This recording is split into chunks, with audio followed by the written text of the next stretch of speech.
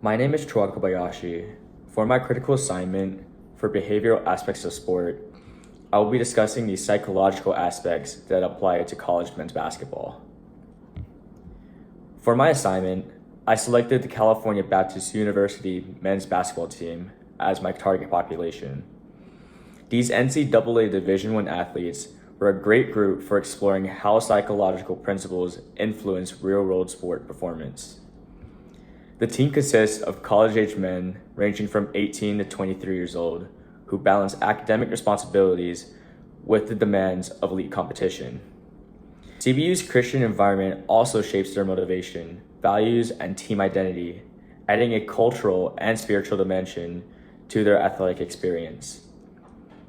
Basketball requires complex motor skills, rapid decision-making, and emotional control, making it an excellent setting to study motivation, arousal regulation, and group cohesion.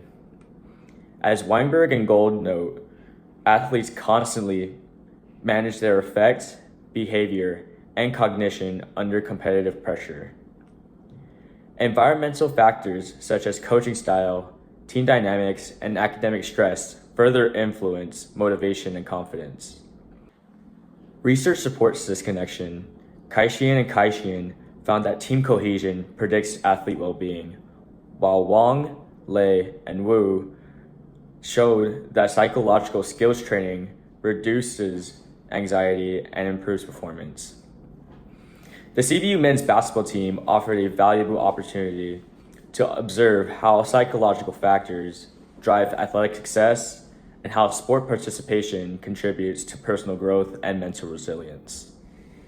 For this project, I analyzed how social, cultural, and environmental factors influence the experiences of the team. This group provides a great example of how motivation, feedback, reinforcement, and competition interact to shape athlete behavior and performance.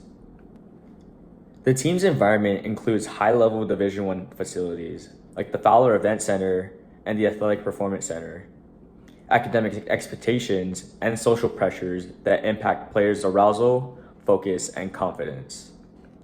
Their motivation is shaped by both intrinsic factors, such as love of the game and mastery, and extrinsic ones like scholarships, recognition, and family expectations. According to Amorose and Anderson-Butcher, autonomy-supportive coaching promotes self-motivation, while controlling environments can reduce long-term engagement. Team culture also affects how competition is viewed, whether as a healthy challenge that promotes growth or as a source of anxiety and ego comparison. Research by Karen and colleagues emphasizes that team cohesion is linked to performance and well-being, showing the importance of supportive team dynamics. Feedback and reinforcement are equally important. When coaches deliver constructive, autonomy-supported feedback, athletes show greater confidence and persistence. And positive reinforcement, as described by Weinberg and Gold, strengthens motivation and resilience across the season. The team represents how motivation, social context, and reinforcement systems combine to influence performance and development.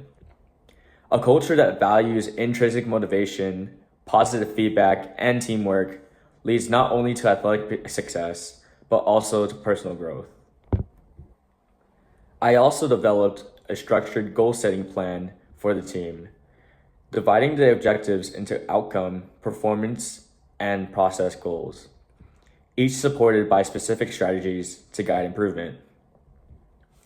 The outcome goals include winning at least 65% of all conference games this season and qualifying for the NCAA Division I tournament within 2 years. To reach these, the team will hold midweek tactical film sessions to improve scouting and game planning, and follow a year-long strength and conditioning program focused on injury prevention, endurance, and explosive power for postseason play. The performance goals focus on measurable skill improvement. Short term, the team aims to raise their free throw percentage from 75% to 85% by the end of non-conference play through pressure free throw drills, 3 times per week. Long term, the goal is to increase the assist to turnover ratio from 1.0 to 1.2, achieved through situational passing drills in every practice to enhance quick decision-making and ball movement. Finally, the process goals target the habits that support consistent performance.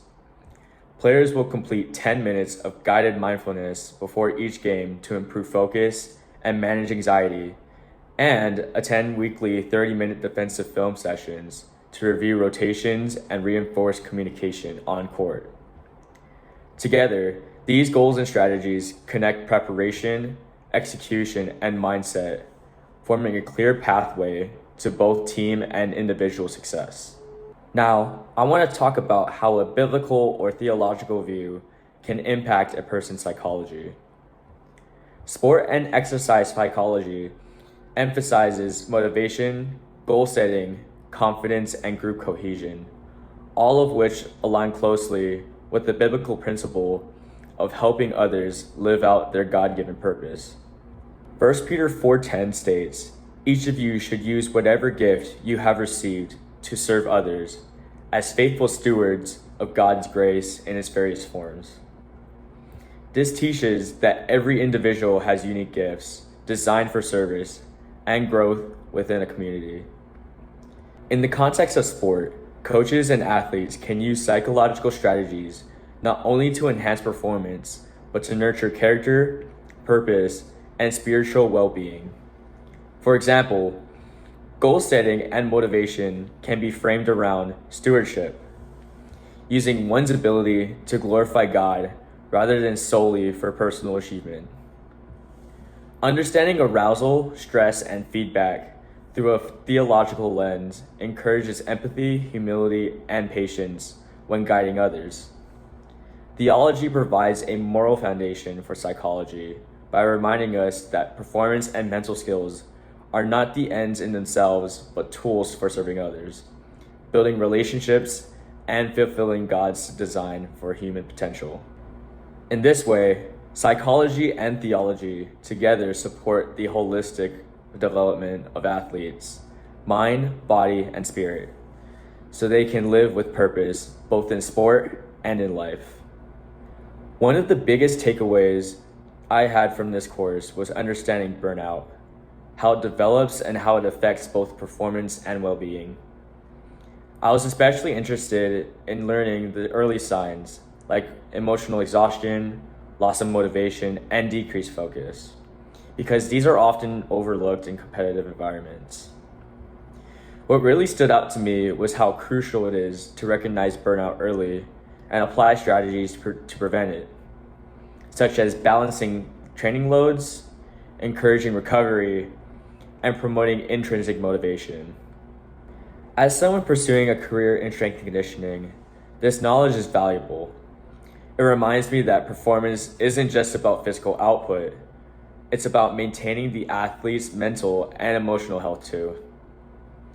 Learning how to identify burnout and build recovery into training programs will help me become a more effective coach who supports athletes holistically, not just in their strength gains, but in their long-term development and passion for the sport.